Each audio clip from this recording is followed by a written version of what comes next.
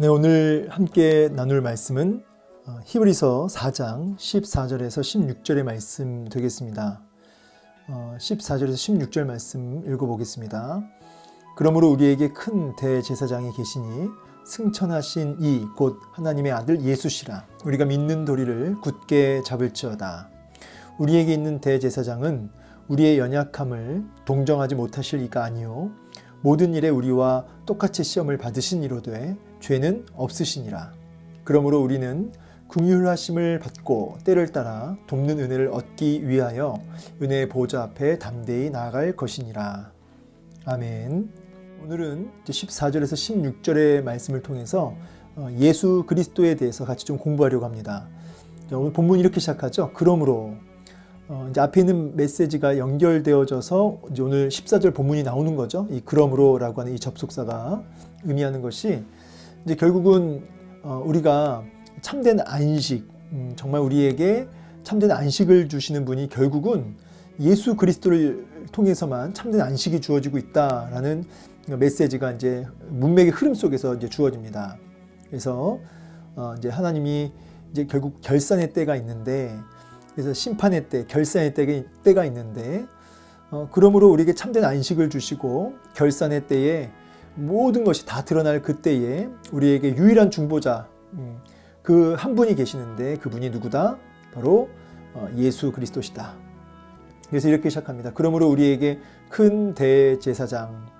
여기서 이 큰이라고 하는 것은 이제 가장 우월하신 뭐 이런 의미가 되겠습니다. 가장 우월하신. 그러니까 일반 대제사장과는 비교되는 진짜 대제사장이 계신다 이 말입니다. 대제사장. 이 제사장의 역할은 뭐냐면 이제 결국은 하나님과 인간들 사이에서의 중보의 역할을 하고 있죠. 그래서 하나님과 우리 사이에 유일하고 또 가장 온전하고 완전한 그런 대제사장이 계시는데 그분이 누구시냐? 승천하신 이 곧 하나님의 아들 예수시다. 그래서 이 승천했다 이 말은 이제 그 영광, 하나님의 영광, 그 예수님께서 이 땅에 인간으로 죽기까지 낮아지셨잖아요. 근데 다시 승천하셨다 이 말은 다시 하나님의 그 영광의 자리로 올려가신 참 하나님 되신 이런 의미가 있겠습니다. 이 승천하신이란 단어나 여기 아들이란 단어는 둘 다 예수 그리스도의 어떤 신성을 강조하는 표현들입니다. 그래서 예수님은 누구시다? 예수님은 참 하나님이시다. 참 하나님이시다라는 의미예요. 이 아들이란 단어가 이 히브리어로 벤이란 단어 자체가 우리가 이제 아들, 아버지와 아들의 의미를 넘어서 너와 내가 본질상 같다라는 의미가 있습니다. 그래서 하나님의 아들 예수 이렇게 했을 때는 하나님과 본질상 같다는 의미가 되겠죠. 그래서 하나님의 보좌 우편에 앉아 계신 이 보좌 우편이라는 것도 이제 권세를 뜻하는데, 그래서 동일한 하나님과 동일한 영광과 권능과 능력을 가지신 예수. 자, 그분이 우리의 유일하고도 온전한 대제사장으로 우리 가운데 계신다는 것입니다.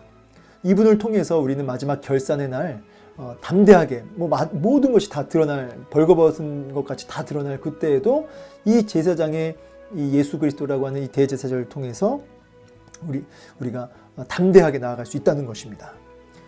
든든한 것이죠. 그러면서 이제 주시는 말씀이 우리가 믿는 도리를 굳게 잡을지어다. 자, 여기 이제 우리가 믿는 도리라고 하는 것은 이제 예수 그리스도에 대한 그 신앙 고백이죠. 예수님은 하나님의 아들 되시며 예수님은 참 하나님 되신다고 하는, 그리고 결산의 때에 우리의 유일한 중보자가 되신다고 하는 그 믿는 그 도리라고 하니까 그러니까 우리의 어떤 신앙 고백, 그 신앙 고백을 굳게 잡을지어다. 굳게 붙들다. 굳게 잡을지어다라는 단어는 완전히 이렇게 들러붙다, 뭐 아니면은 하나가 되다, 뭐 이런 의미가 있는데 철저하게 그 고백에서 떠나지 말고 그 고백에 지속적으로 머물러 있으라는 뜻입니다.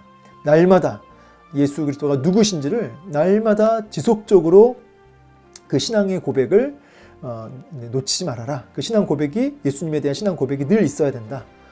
이제 이 부분을 얘기하는 것이죠. 자, 이어지는 15절에서 우리에게 있는 대제사장은 우리의 연약함을 동정하지 못하실 리가 아니요. 여기 바로 우리에게 있는, 우리와 함께하고 계시는 예수님은 그 중보자 되시는 그 예수님은 우리의 연약함이라고 할 때는 죄와 사망의 권세 앞에 너무나 무기력하고 아무 소망이 없는 우리의 그런 한계를 지닌 우리의 죄악과 사망의 권세 아래 아무 소망 없는 우리의 상태를 연약함이란 단어로 이렇게 이야기하고 있는 것이죠. 그래서 대안도 없고 소망도 없는 그런 우리 존재를 동정하지 못하실 리가 아니다. 옛날 성경에는 최율하지 못하실 리가 아니요.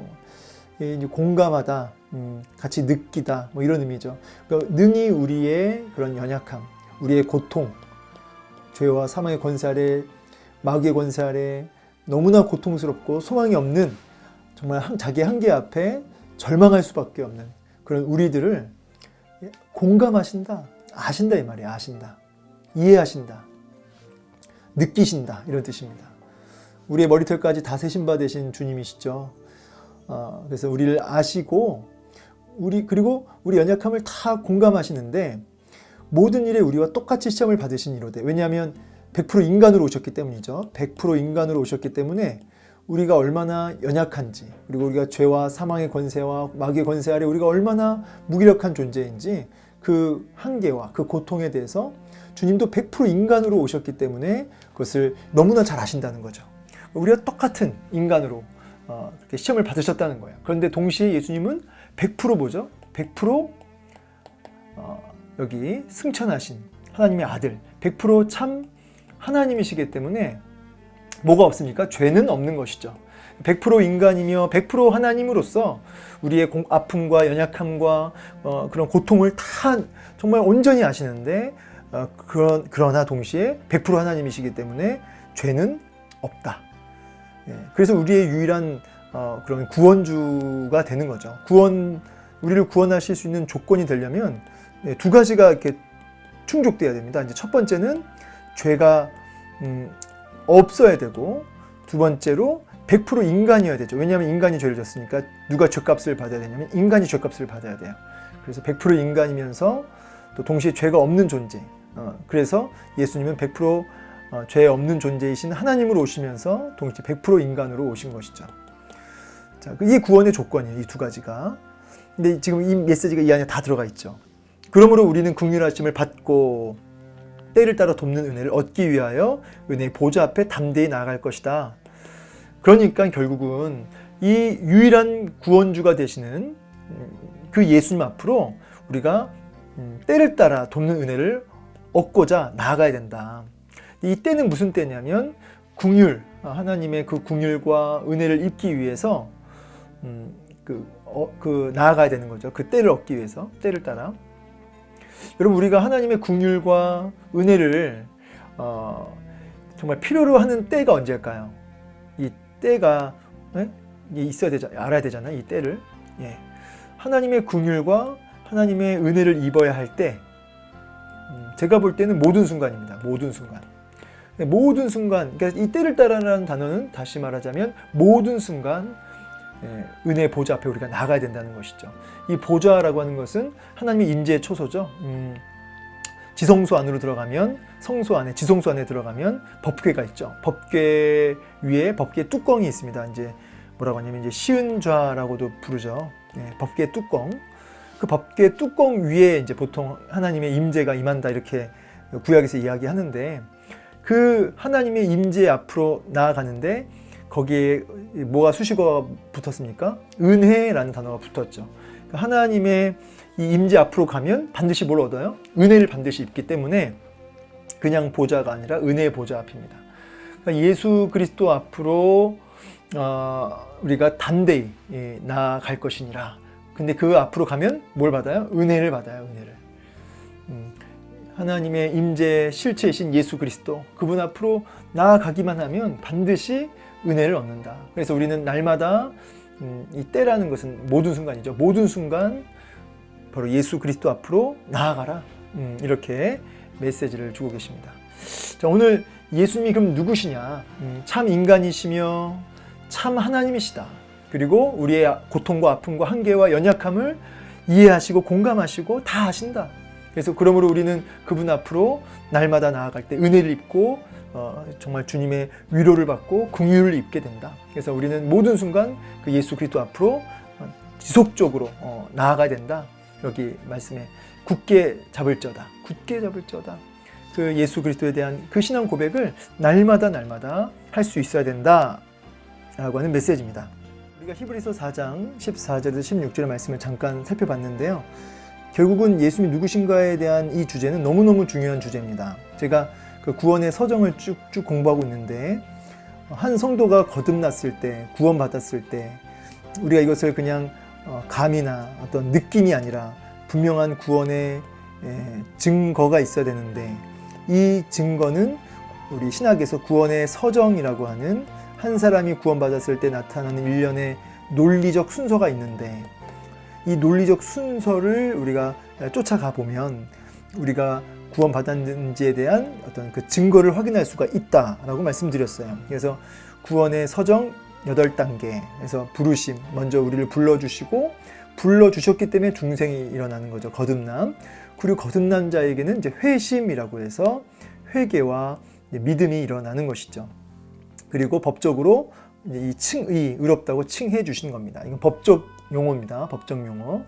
그러면서 이제 양자가 되어서 하나님을 향한 아버지라고 하는 고백을 할 수 있게 되어지고, 마음에서부터 하나님을 사랑하는 마음이 이제 아들로서 임하는 것이죠. 그리고 거기서 끝나는 것이 아니라 이제 자라나는 것이죠. 예수 그리스도의 어떤 성품을 닮아가고 예수님을 더 열렬히 사랑하게 되는, 양자가 이제 더 강력해지는 겁니다. 더 열렬히 주님을 사랑하게 되는 열정이 일어난다. 거룩한 열정. 그리고 그것이 지속되는 것이 견인이다. 예, 참을 인자. 그래서 인내하며 견디며 그렇게 이끌려가는 것이죠. 그래서 결국은 영화, 그래서 하나님 나라의 그 부활의 영광을, 생명의 부활을 경험하게 되는 것입니다. 이런 일련의 과정을 얘기했고, 제가 지금 부르심과 중생과 회심을 이제 쭉 거쳐가면서 회개를 다루었고, 이제 믿음을 하고 있는 지금 상황입니다. 그 회개에 대해서 얘기할 때도, 회개는 이제 기도로 국한하면 안 된다고 말씀드렸어요. 회개는 뭐다? 삶이다. 회개는 삶이다. 방향을 하나님께로 돌이키는 삶이지, 기도로 회개를 국한하면 안 된다고 말씀드렸습니다. 그래서 모든 순간, 모든 상황 예수님께로 마음과 생각과 삶을 향하는 것, 그것이 회개고, 그러므로 이제 회개는 죄사함을 주는 열쇠가 아니라는 거예요. 우리는 죄사함을 어디서 찾냐면 보혈의 공로에서 찾아요. 예수 그리스도의 그 십자가의 대속의 은혜로 죄사함을 받은 거지, 우리의 회개 기도를 통해서 죄가 이렇게 사해지고 없어지고, 또 죄 지었다가 우리가 또 회개 기도하면 그게 또 씻어지고, 그런 게 아니라는 거죠. 보혈의 공로를 통해서 우리의 전 그 과거와 현재와 미래의 모든 우리의 죄가 씻겨지는 거죠. 예수 그리스도의 보혈의 공로로. 그리고 죄사함 받은 자로서 자녀된 관계 속에서 하나님께로 날마다 삶을 돌이키는 것, 그것이 죄사함 입은 자에게 나타나는 회개의 모습이다. 그래서 회개 기도는 날마다 일어나는 거죠. 회개 기도와 회개의 삶은 날마다 우리 삶 속에 가득해야 되는 거죠. 자, 이렇게 회개에 대해서 다루면서 이제 믿음을 얘기했었죠. 믿음은 예수 그리스도의 그 의가 나에게 전가되도록 하는 도구. 자, 그래서 제가 예시를 드렸는데, 이렇게 생수가 있고 이 수돗물이 있어요. 이제 이걸 이제 마시려면, 이 물을 마시려면 이제 쑥꼭지를 돌려야죠. 근데 이 돌려도 여기 중간에 이 파이프 관이 있어야 이게 나에게로 오는 거죠. 믿음이라고 하는 것은 이 관이다. 그래서 날마다 이 생수, 예수 그리스도의 의가 나에게 적용되고 내게 임하도록 하는, 그게 뭐냐면 믿음이라고 말씀드렸어요. 그래서 믿음의 3요소, 칼빈의 3요소를 보면 지식과 동의와 신뢰라. 그래서 깨닫고 마음에서부터 그것을 깊이 공감하고 완전히 업히는 신뢰 자리까지 가는, 그것이 이제 믿음의 3요소다라고 말씀드렸어요. 자, 이제 그러면서 이제 오늘 제가 믿음이라고 했을 때는 이제 결국은 믿음의 대상이 있고 내용이 있다. 우리가 이제 관념적 믿음과 실제적 믿음이 있음을 아셔야 돼요. 이 실제적 믿음이라고 하는 것은 삶의 현장에서 이 믿음이라고 하는 것, 그러니까 하나님을 향한 지식과 동의와 신뢰가 구체적이고 실제적으로 실천되어지고 적용되어지는 것이 이제 실제적 믿음입니다. 반면에 관념적 믿음은 뭐예요? 그저 머리와 입술과 그저 그냥 귀만 커져 있는 거죠. 그래서 말만 믿음이고 머리로만 믿음이고 이 귀로도 믿음을 잘 알아들어요. 그러나 그의 삶 속에 그 생명의 능력은 없는 이런 관념적 믿음에서 떠나서 실제적 믿음으로 가야 된다. 그러려면 믿음의 내용과 믿음의 대상에 대해서 선명하고 구체적이고 분명하게 우리가 알아야 된다는 것이죠. 그게 이제 믿음의 3요소의 첫째, 지식에 대한 부분입니다. 이게 물론 하나로 연결되는 거기도 하지만, 그래서 믿음의 대상과 내용, 이 부분이 명확해야 된다. 그래서 믿음의 대상과 내용 할 때 믿음의 대상은 누구냐면 예수 그리스도, 물론 성삼위 하나님이지만 믿음의 대상, 특별히 예수 그리스도를 우리가 정확하게, 분명하게, 선명하게 알아야 되고, 그 믿음의 내용이 뭐냐라고 했을 때는 복음인데, 복음하면 하나는 십자가요, 하나는 부활이라. 그래서 십자가와 부활, 이거를 명확하고 선명하게 알아야 된다는 거죠. 복음의 핵심이잖아요, 또 이게. 그래서 예수 그리스도와 십자가와 부활, 이게 우리가 정말 날마다 붙들어야 할 믿음의 도리라고 할 수 있습니다. 믿음의 도리를 굳게 붙잡을지어다. 이게 은혜의 보좌 앞으로 때를 따라 날마다 모든 순간 은혜의 보좌 앞으로 날마다 담대히 나아가는 길이라고 하는 것은, 날마다 예수 그리스도와 그분의 그 십자가와 부활의 그 복음의 그 내용을 날마다 우리가 공부하고 알아가고 묵상하고 붙들고 나아가는 것이, 이게 중요한 겁니다. 왜냐하면, 이게 왜 그러냐면, 여러분, 이게 중요한 겁니다. 우리가 정답이기 때문에 순종하는 게 아니라는 거죠. 왜냐하면 정답을 우리가 몰라서 순종 못하는 게 아니고요. 정답이지만 하기가 싫으니까 순종이 안 되는 거예요. 그래서 작심삼일하는 거죠. 그래서 우리가 해야지 막 결단을 하지만 이 결단은 오래가지 못한다는 거죠. 결국은 우리 마음의 변화를 받아야 돼요. 마음으로 뭘 받아? 변화를 받아. 하나님이 기뻐하시고 온전하신 그 뜻을 마음에서부터 내가 이 순종하고자 하는 그 마음이 일어나야 된다는 거예요. 마음에서부터. 그래서 마음에서부터 죄를 혐오하고 마음에서부터 그 그리스도를 향한 뜨거운 사랑이 이제 막 우리 안에 일어나야 되는 거죠. 그러면 그 마음에서부터 그 그리스도를 사랑하게 되고 죄를 미워하게 되면 순종이라고 하는 것은 자연스럽게 나오는 거죠. 그러니까 정답 때문이 아니라 마음이 그것을 원하기 때문에 할 수 있어야 되는 겁니다. 자, 그러면 이 예수님이 누구신가, 그리고 십자가와 부활은 무엇인가를 우리가 왜 공부하냐면, 결국은 칼빈의 말처럼 기독교 강요에서 그 주님에 대해서 우리가 알면 알수록 우리 마음이 변화를 받는다는 거예요. 우리 마음의 주님을 향한 사랑이 이제 커져만 가는 것이죠. 그래서 우리가 다른 것보다 예수님을 묵상하시고 다른 것보다 십자가와 부활을 힘써 묵상하셔야 돼요. 그때 비로소 우리의 마음이 바뀐다는 거죠. 능히 정답을 기쁨으로 순종하는 삶이 되어지는 것입니다. 이게 답이에요. 이게 진리입니다. 찬송가 96장 예수님은 누구신가? 이제 이걸 왜 말씀드렸냐면, 그 이단에 빠진 사람들은요, 그 중학생 어린 애들도 자기가 믿는 교주에 대해서 말해라 그러면은 정말 쉬지 않고 얘기합니다. A4로 몇 장을 써내는 거예요. 그러나 정작 우리가 믿는 예수님이 누구시냐라고 물어보면 찬송가 96장 정도 이렇게 얘기한다면 그 사람 대단한 거죠. 뭐냐면 너무너무 무지하다 이 말이에요. 예수님에 대해서 우리가 너무너무 무지하고 너무너무 이렇게 막연하게 알고 있다는 겁니다. 그러므로 예수님에 대해서 여러분 선명하게 우리가 또 분명하게 아셔야 돼요. 그래서 제가 좀 도전하는 것은 모든 설교를 들을 때마다 또 큐티를 할 때마다 예수님이 누구신가를 질문하면서, 하나님은 누구신가를 질문하면서 이렇게 공부하는 마음으로 찾아내고자 하는, 마치 숨은 그림 찾기 하듯이 그렇게 예수님을 찾아내셔야 되는 거죠. 비단 설교나 큐티뿐만이 아니라 여러분의 삶의 전 영역에서 예수님은 누구신가, 그 부분을 이제 고민하며 살펴보는 마음으로, 마치 이 관찰하는 마음으로 예수님을 그렇게 살필 수 있어야 된다는 거죠. 그렇게 하면, 예수님께 그렇게 집중하면 예수님에 대한 지식이 쌓여가는 겁니다. 자, 이단이란 무엇이냐라고 했을 때 저는 이제 우리가 사도신경을 참 저는 너무 감사한 게 여기에 우리의 믿음의 내용이 핵심이 다 담겨져 있어요. 그래서 여러분 사도신경을 날마다 좀 고백하고 이 사도신경을 우리가 사모하셔야 됩니다. 믿음에 대한 내용이 복음의 엑기스가 다 담겨져 있죠. 근데 이 이단이라고 했을 때는 달을 이자에다 끝 단자잖아요. 그러니까 끝에가 살짝 다른데 결국 뭘 건드리냐면 예수님을 건드리면 이제 문제가 되는 거죠. 예수님의 존재. 아까 우리가 얘기했던 뭐 예수님의 신성을 건드린다든지 예수님의 인성을 건드린다든지 그분의 사역이라고 한다면은 이제 십자가의 그 유일한 중보 사역. 이런 것들을 침해하면 예수님의 존재와 사역, 그 자리에 다른 그 어떤 것이 뭐 물질이든 사람이든 그게 뭐가 됐든 그것을 대체하려고 든다면 그것은 이단인 것이죠.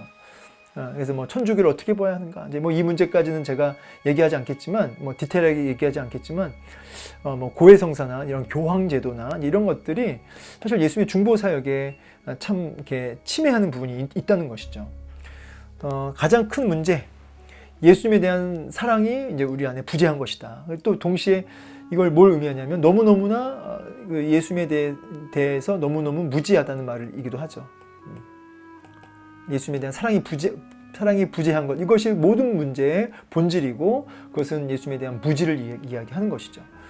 우리가 여러 가지 다른 교훈과 유혹에 막 이렇게 끌리고 막 좌충우돌하는 이유는 이 예수님의 탁월하심을 맛보지 못하고 있기 때문이라는 것이죠. 그래서 우리의 어떤 결단이나 막 설교를 듣고 막 각오하고 여기서부터 넘어서 우리가 예수를 열렬히 사랑하는 자리로 가야 되는데 그러기 위해서 날마다 예수님을 배우고 찾고 발견하고 묵상해야 된다는 것이죠.